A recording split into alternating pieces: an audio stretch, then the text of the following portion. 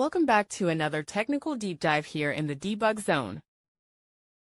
Today we're tackling a big question and breaking it down with insights from other users. Hopefully this clears up some misconceptions and helps you get the answer you need. So buckle up, stay a little curious, and let's jump right in.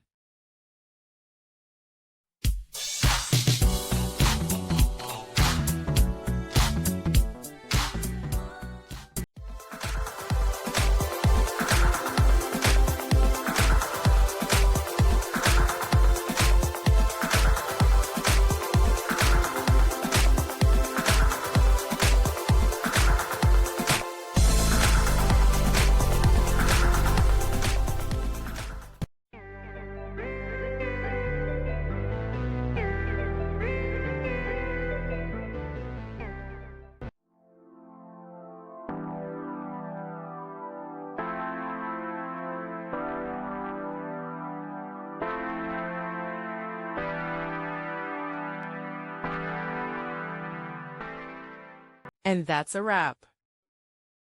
I hope you found the answer you were looking for. If you did, take a second to hit that subscribe button. It really helps out. And let me know in the comments which solution worked best for you. See you next time in the debug zone.